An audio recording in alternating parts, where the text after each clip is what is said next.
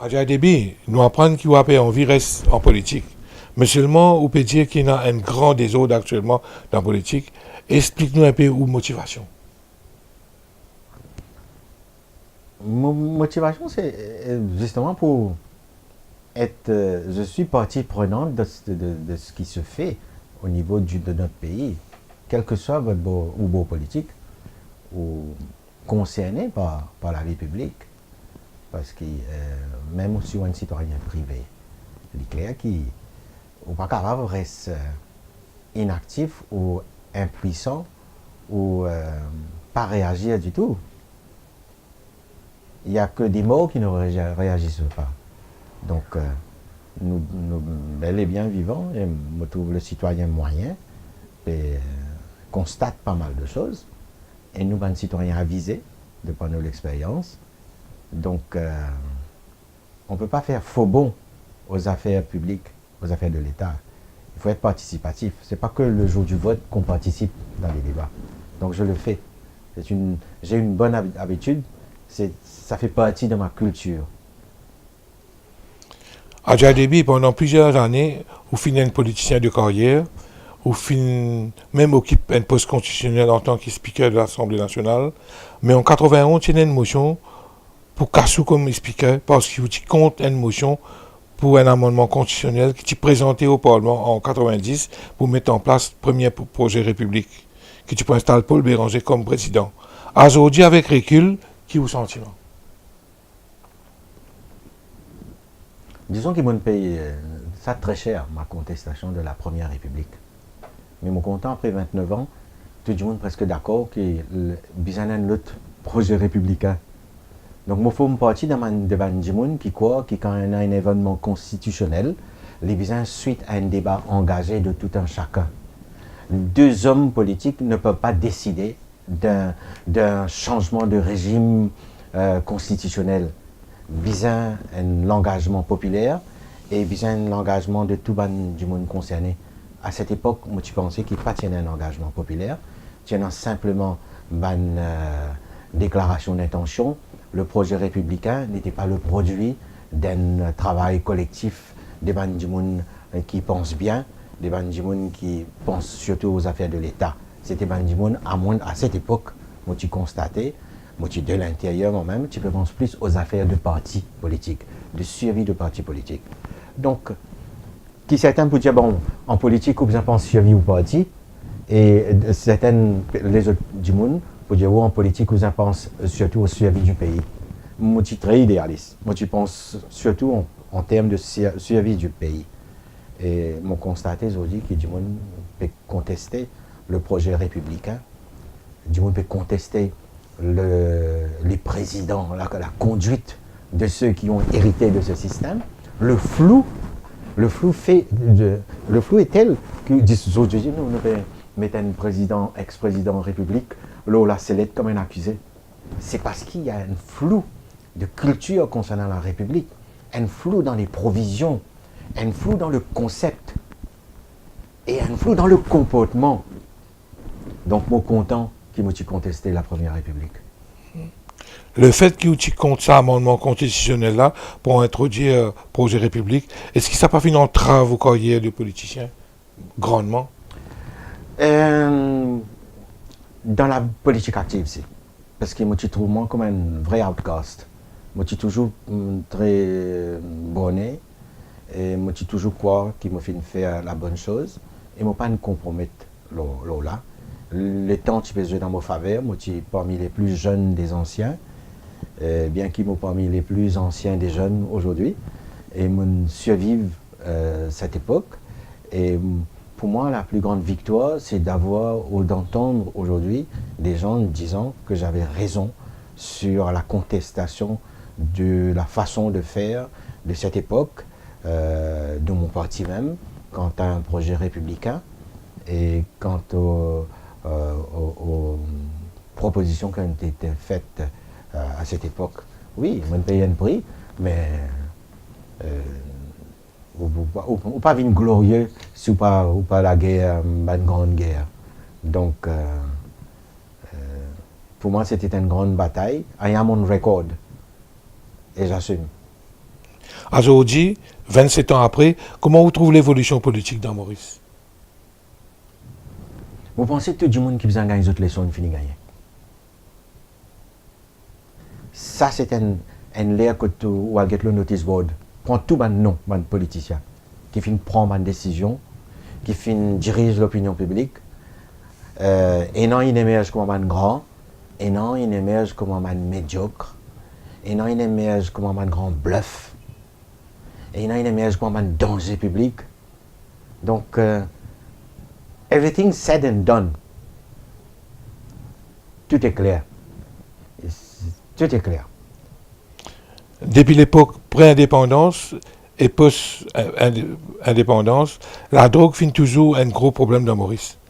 Dans les années 80, on finit un rapport euro, la drogue, excellent comité d'Alou, la drogue, qui tient éclabousse la classe politique.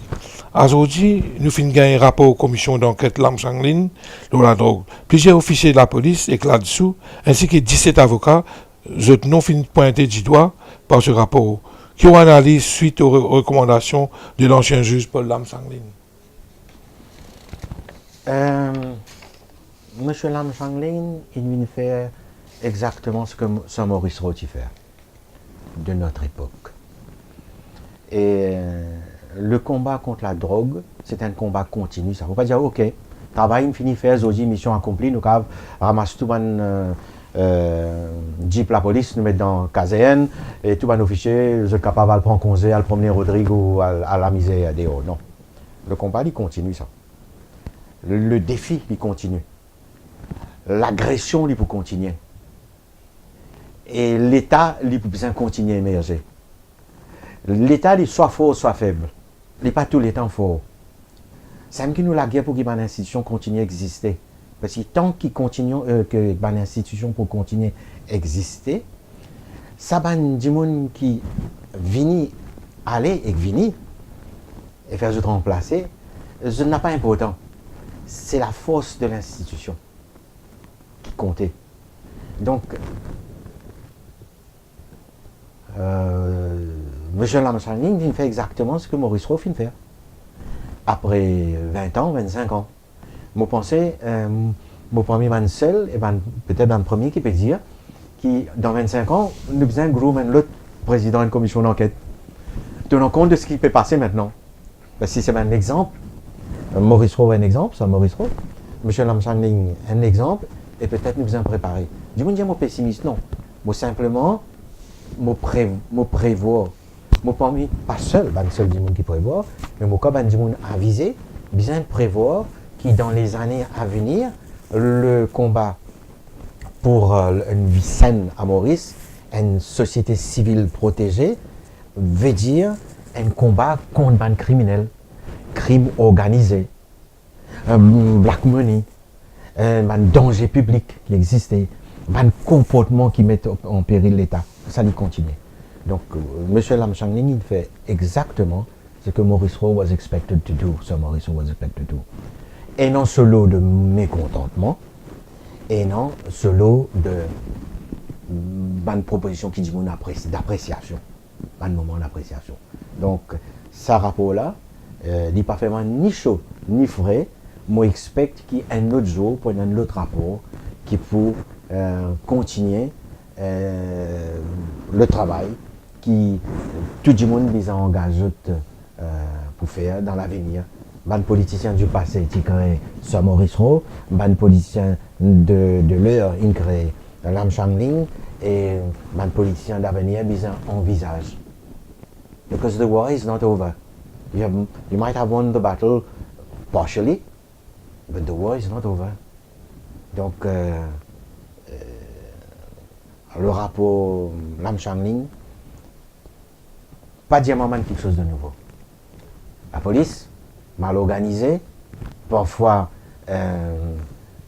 animée de bons motifs autres que protègent l'État. Donc, nous nous oublions dans le passé, nous pouvons retrouver, c'est-à-dire nous pouvons réémerger et né par phase. Donc, le crime organisé s'organise. Mais aucun avocat met débit. Hein? Comment vous expliquez aujourd'hui qu'autant d'avocats 17 non fin cité par ce rapport-là. Qui vous sentiment par rapport à ça? Qui vous commentaire? Hein? La profession légale, c'est une profession libérale. There are no set rules. Whatever rules we have, les limitatifs ça. Ou pas qu'un diamant qui, c'est qu'il écrit dans sa livre là, c'est un tout qui est un avocat bien respecté. Bien plus que ça. Et au bout d'un moment, qu'on trouve lui? Il trouve dans le sens de l'honneur. Il trouve dans le sens du devoir. Il trouve dans le sens du sérieux aussi. Et d'un côté, vous avez mesure ou rôle. De l'autre côté, vous avez une manière qui, quand on exerce au droit, aux professions, ou pas mettre en péril les autres institutions. Nous connaissons quand nous commençons, nous connaissons quand les finis. Les règles du Bar Council, les limitatifs, ni indicatifs. Donc c'est ça le problème. Il y en a beaucoup d'avocats qui peuvent prêter serment.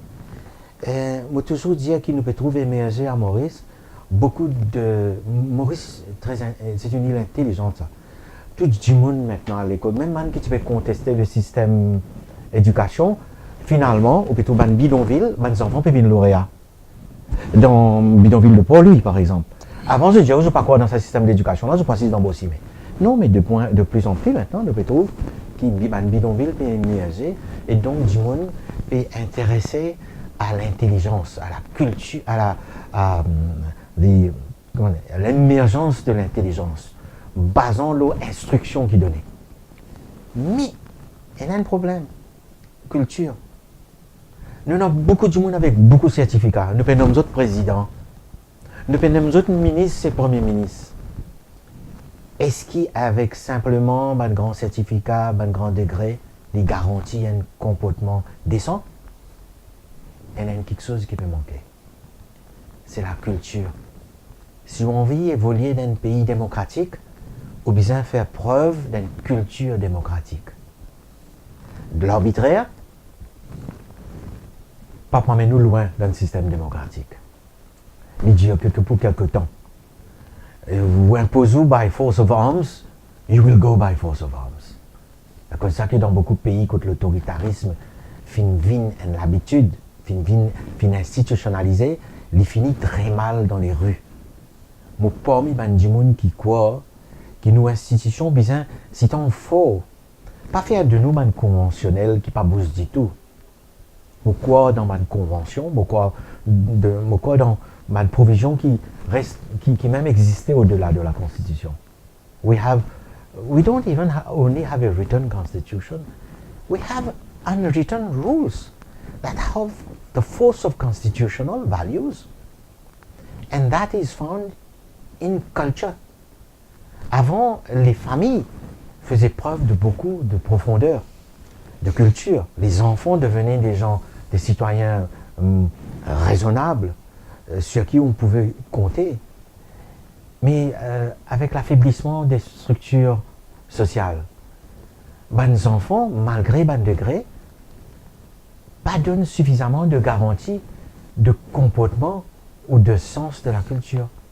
C'est là qu'on peut faire défaut, l'institution peut faire défaut. Donc, une des premières retombées du rapport Lam Changlin, où fin gagne un comité ministériel pour examiner les recommandations. Par la suite, nous fin gagne une task force pour des enquêtes approfondies. Mais, qui au commentaire? Quand un rapport sorti, deux quelque chose nous expecte. Soit nous disons pour soutenir lui, soit nous disons pour contester lui. Et si nous pour soutenir lui, de quelle façon? Et si nous pour contester lui, de quelle façon? Nous trouvons tous les deux là. C'est la façon pour soutenir lui qui peut poser débat. Et c'est la façon pour questionner qui peut soulever une interrogation. Nous guettons de l'extérieur. Oui. Donc, nous avons un message très confus là. D'un moment comme ça, quand nous dans une période préélectorale, des ans veut dire un an ça. Et un an veut dire 6 mois. Tout le monde ne peut pas. Il n'y a pas un secret que tout le monde ne peut pas la liste candidat. Donc, confusion là augmentée, les gonflés, réaction gonflée. Donc, les créer confusion, nous donne un état de confusion, parce que c'est le gouvernement qui doit décider du challenge ou de non-challenge. Valet du jour, l'opposition très tranquille. Ni je ne flatte rapport, ni je peux contester le rapport. Je constate le rapport. Je suis en état de constat, je peux guetter qui gouvernement en face peut faire. Et je tiens raison avec. Parce que où la réaction de soutien, ou la réaction de contestation doit venir du gouvernement. Et là, il y a du gouvernement qui peut contester. Et il y a du gouvernement qui peut maintenir. C'est là que moi, je disais, limite le débat là-dessus. Those who should be concerned, I feel, je suis un peu superflu là. Un seul du monde est concerné. Si je suis Premier ministre, c'est moi comme Premier ministre. Personne ne faut pas mettre de couillère sale là-dedans. Là. Parce que c'est moi qui ne commandite. Je suis quand même imposé.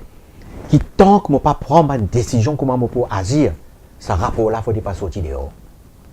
Parce qu'une fois qu'il est sorti dehors, ou soit qu'il est leak out, il n'est pas un secret pour personne. Qu'il est pour tenter à trouver pour un monde qui peut trouver une manœuvre, soit pour rendre inefficace, ou soit pour rendre inutile. Donc, je pense que la chose qui I feel strong about it, je pense qu'un ministre de l'Intérieur, bien qu'on gère ça au niveau du ministère de l'Intérieur, que vous dites un comité élargi, je ne sais pas quoi dans tout ça là, moi. D'ailleurs, la commission d'enquête, c'est un comité élargi. C'est à eux de voir, d'entendre, d'avoir les proposals et de faire une sélection de ceux qui sont workable ou pas. Et ce n'est pas une cour de justice qui fait des jugements, c'est un lieu où on fait des proposals. Et on prend des gens de tous bords. Là, c'était un panel très limité. Donc, finalement, un objectif très limité aussi, qui est à mon avis contestable. Un objectif là, c'est contestable. Si vous en élargissez les plus, si vous en écoutez un peu plus du monde, si vous en gagnez un peu plus les temps, puis parmi du monde, mais je sais nous peut set up une commission contre le crime organisé, pas que la drogue, lié ça, tout du motif de drogue comme je ne connais, que le crime organisé se fait de concert avec cette bande.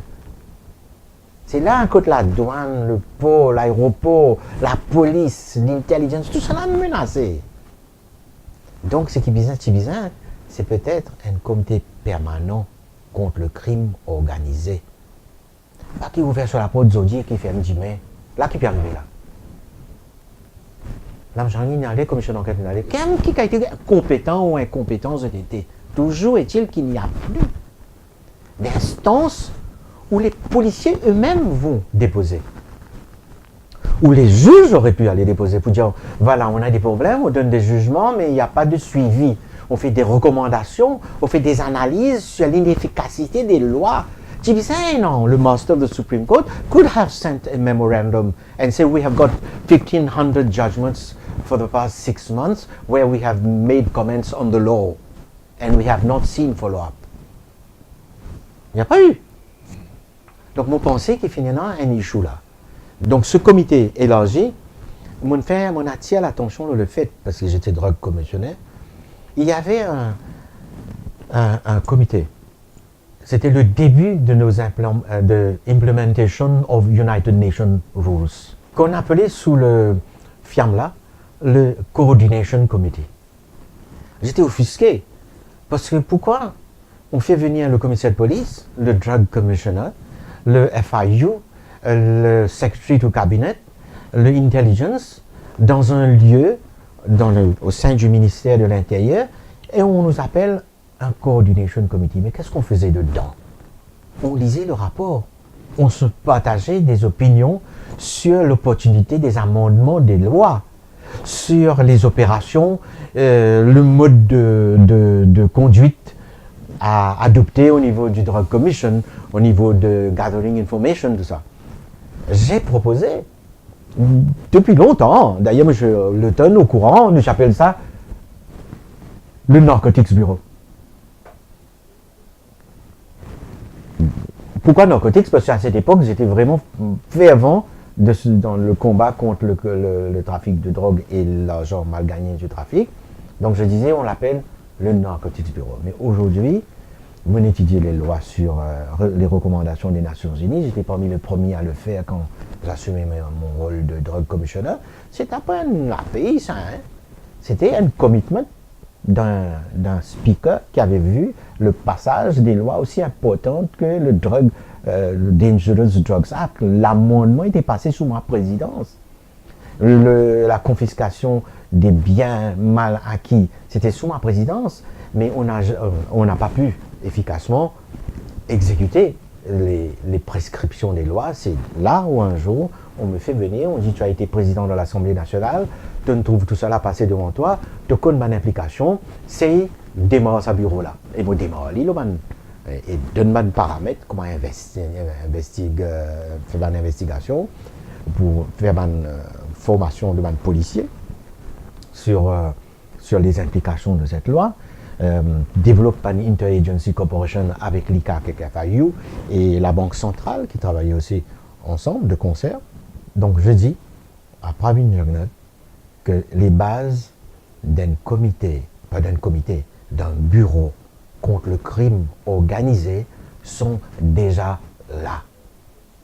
C'est peut-être un djimoun qui peut dire ou un advisor qui peut aller assez profond dans le passé. Et c'est pas un passé. C'est le papa qui était là. Donc c'était de ce temps-là que les paramètres ont été posés. Et puis il y a eu Navin Ramgoolam qui est venu avec son style, etc. Mais mes repères commencent à partir de l'existence du papa comme ministre de l'Intérieur. Il m'avait donné une grande liberté pour établir le bureau qui allait devenir un jour le Narcotic Bureau ou peut-être aussi le Anti-Organized Crime and Narcotics Bureau. Mais qu'il arrive ça comme tel aujourd'hui, Narcotic Bureau, et qui bilan fait? Mon peux dire ça, tu as le vérifier. C'est pas les peut fonctionner, et combien de fois, mon officier finit déranger, finit là-dedans.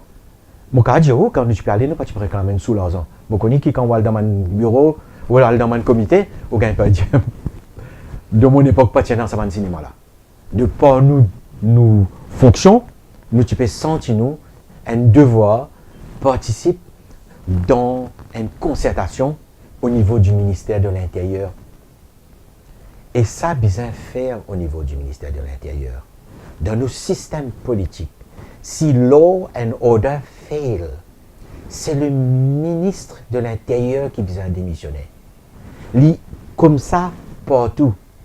Et s'il réussit, c'est la réussite du ministre de l'Intérieur. C'est un full-time commitment, ça. Et pas capable de mettre un tiers parti, un ministre qui nommé, le base communauté, le base race. Je peut-être pénant les compétences. Je suis un chef de tribu, ça. Maurice peut établir de plus en plus qu'il y a un chef de tribu qui gagne un ticket et qui vient ministre. Ou donc la compétence dans un certain domaine, il y a au-delà de ma tribu. C'est l'État mauricien. Donc, vous pensez que le ministre de l'Intérieur besoin gather momentum à l'intérieur pour capable coordonner les activités intelligence que tout le temps fin de faire. Du temps du bonhomme Ramgoolam, c'était SSS, il vient un IU, il est toujours un IU, un SS si vous ne pas tromper. Donc, c'était des affaires que j'ai fait au niveau du ministère de l'Intérieur.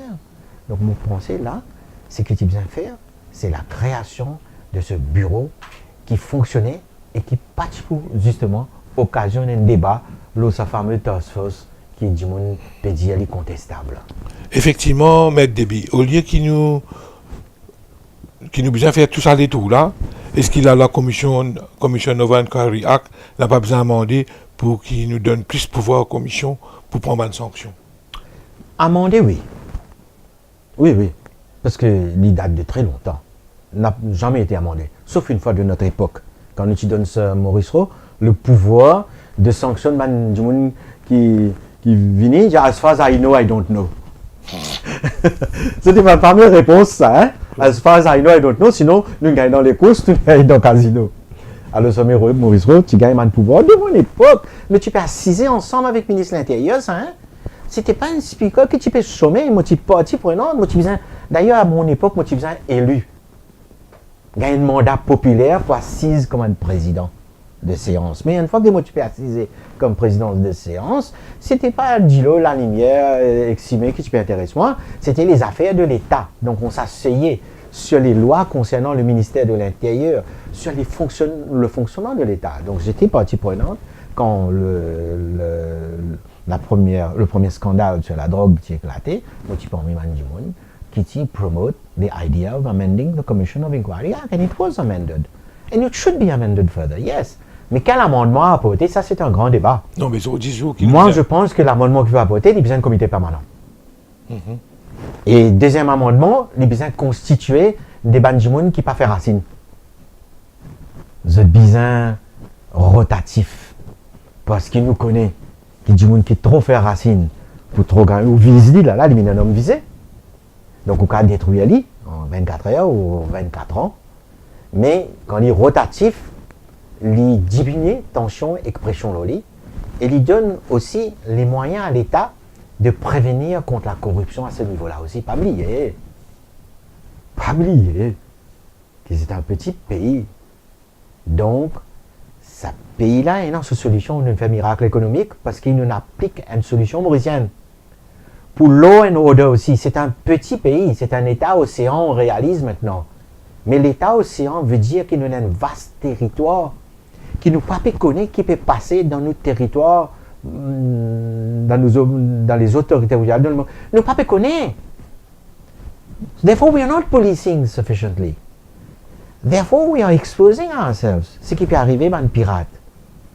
Mais c'est dans nos borderline, nos territorial waters, qui connaît peut arriver là maintenant. Qui connaît qu'il y a un voyou puis attendre un navire pour passer avec un cargo là. Ou pas vous connaissez?